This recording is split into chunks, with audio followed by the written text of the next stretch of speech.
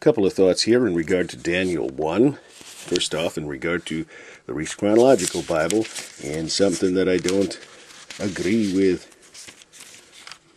Can you believe that? I don't agree with something.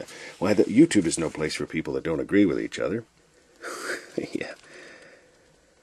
Okay, first off, you see the pages in between Daniel 1, the first couple.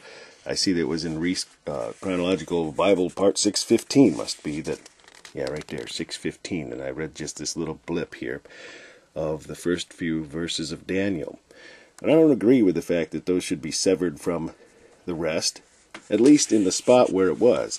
How about it was cut off at the end of verse 2, and then verse 3 and 4, we start over here on these couple pages later. Because this just sounds weird. All of a sudden it just starts off with, children in whom was no blemish, but well-favored and skillful in all wisdom. I mean, that's where my reading would have began today if I hadn't gone back a couple of pages to where they decided to cut the verses up. So here they have that, which makes sense. Then they have this little header, and then you got this.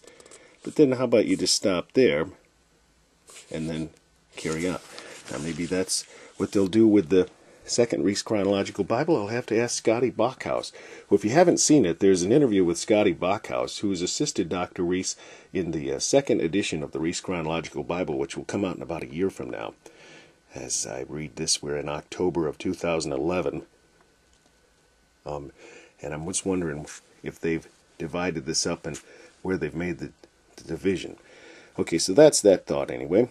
Second thought is the fact that, you know, when we talk about the three Hebrew children, we call them Shadrach, Meshach, and Abednego.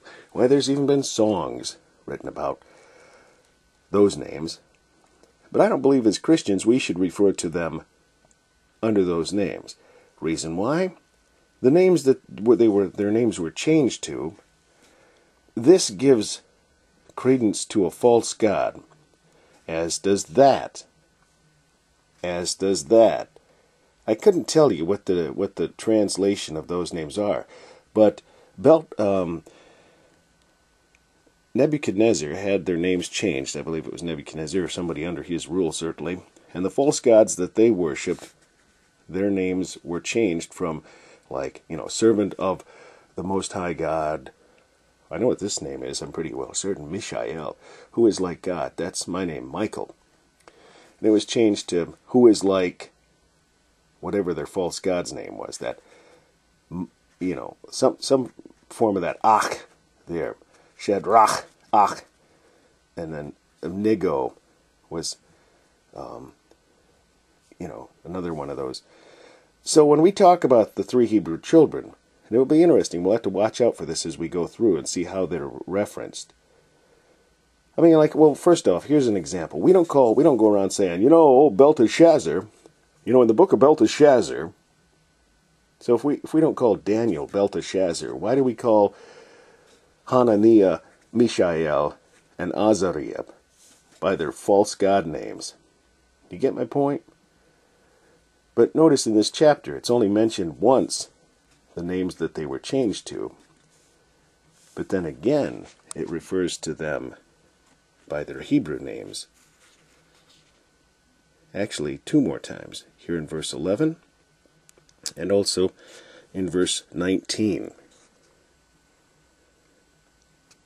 So if the Bible refers to them with their Hebrew names, so ought we.